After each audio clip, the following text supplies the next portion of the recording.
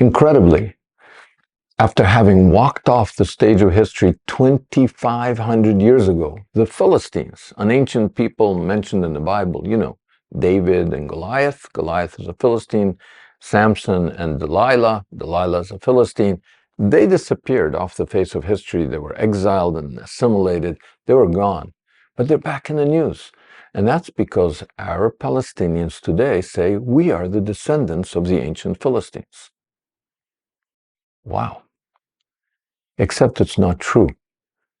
All scholars, pretty much all scholars agree that the ancient Philistines, whatever they were, and it's a mystery, they were Greeks, they were Aegean.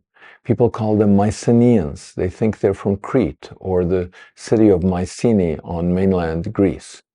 They weren't Arab, and they disappeared a long time ago. So who were they? Well, let's connect a few dots. We don't have many references. We actually have no Philistine texts where they talk about themselves. Did they even call themselves Philistines? Where do we get this name? We get the name from the Bible.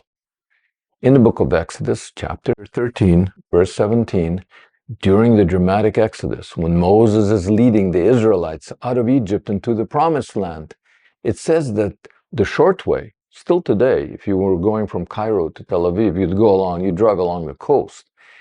But it says that in the book of Exodus that God did not lead them by the highway, along the shore, the highway of the Philistines. The main road. Wow. So you have there in Hebrew, it says, Derech Eretz Plishtim. They're called Plishtim, Philistines. Who are they?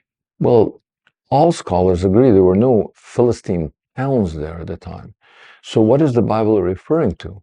It seems that this road that the ancient Egyptians called the road of Horus, after their god Horus, this road that the Bible calls the road, the highway, the super coastal road of the Philistines, means the road of the Aegeans, the road of the merchants, the road of the seafarers, the people who came from Crete, from Greece, to the Egyptian coast.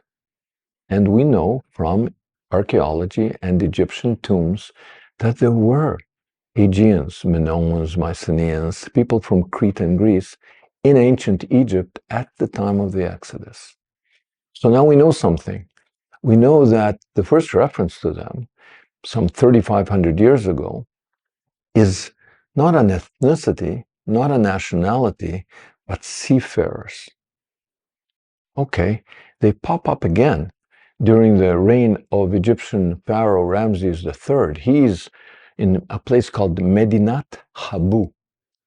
He's got this beautiful celebratory inscriptions and pictures of the different tribes that he says he defeated. He calls them the sea people. They came by the sea. They seem not to be really that much an ethnicity, more like seafaring warriors. So maybe they have tribal connections, but they're like almost pirates from the point of view of Ramses III. And he says, I defeated them. And he names them, and he gives them pictures of them. And one of them seems to be Heleset, Philistines maybe. And they have these cool headgear, complete with these feathers. And they are allies of a group called the Denyan. Keep that name in mind.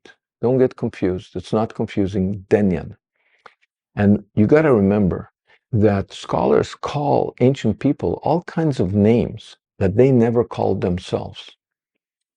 So we say Mycenaeans. They were Mycenaeans. Well, why? Because there's a city called Mycenae. But we call people from New York New Yorkers. But maybe people from New York call themselves New Yorkers, but the Mycenaeans never called themselves Mycenaeans. What did they call themselves? Well, Homer calls them Danoi. So now we have Danoi, Denyan, and guess what? One of the tribes of Israel is the tribe of Dan. Now, maybe that's just a name coincidence. Maybe not.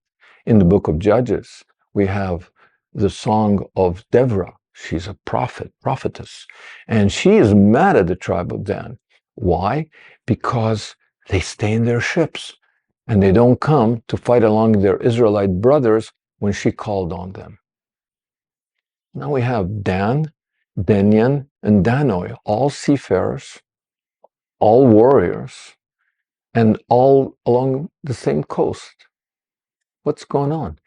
Could it be that the ancient Philistines were somehow really kissing cousins, so to speak, of the Danites? They were Danoi.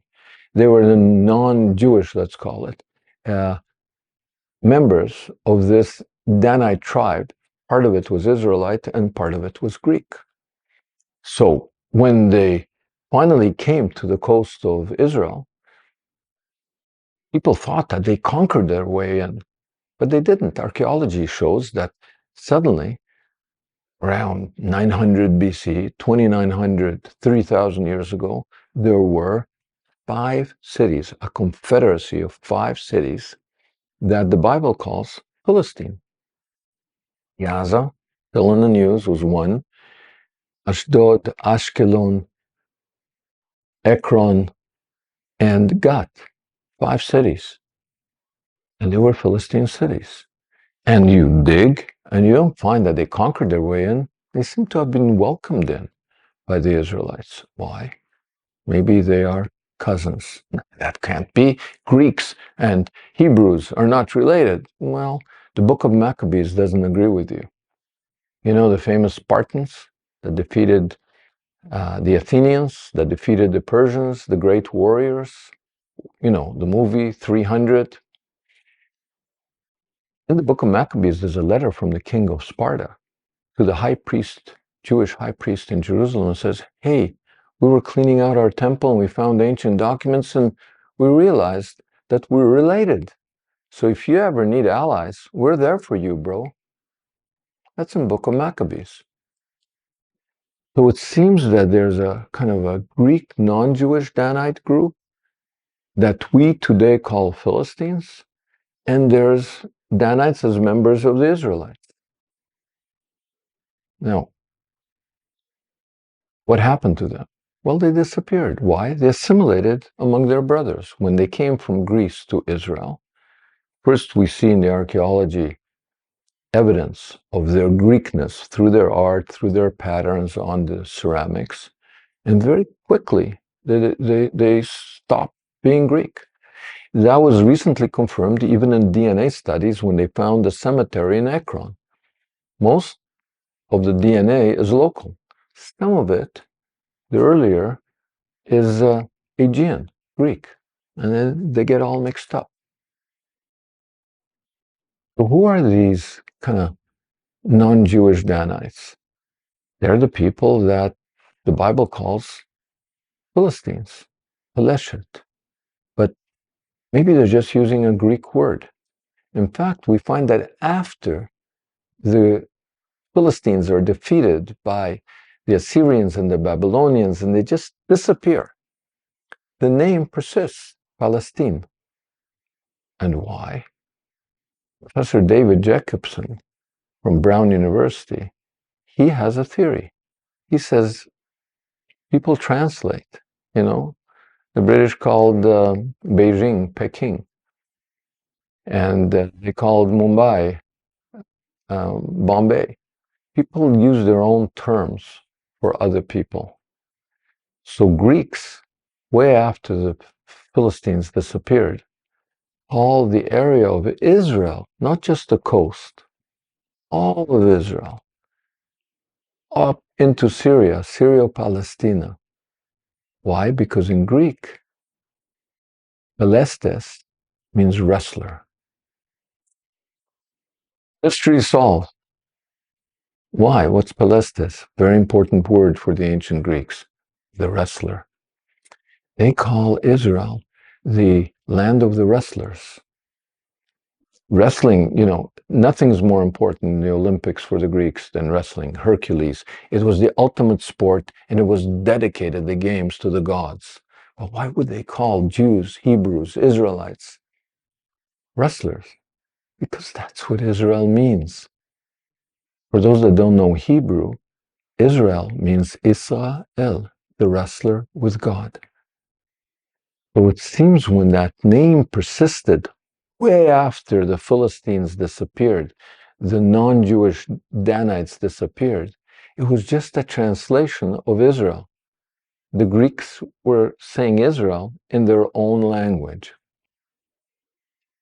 Now, much, much later, hundreds of years later, Hadrian, around 135 AD, he decides to rename the whole area Palestina. Why? Because he loves the Greek language? No. The Jews revolted against Rome. He crushed the Jews, and now he was going to stick it to them by changing the name of their country from Judea, Jews, to Palestina, referring to the Philistines that fought a long time ago against David and so on. So it's like, I don't know, people conquering America and renaming New York New Amsterdam again, just to stick it to the New Yorkers. It got that negative technology after the Romans. But it was never a state and it was never a people.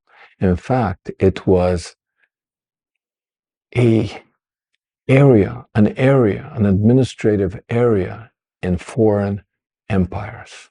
First the Romans, then the Crusaders, then the Arabs who arrived late in the game in the 7th century, and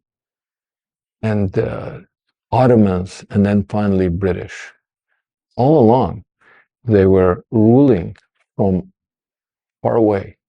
And then when the indigenous Jews came back, suddenly Arabs called themselves Palestinians, and they claim that they're related to these ancient Philistines.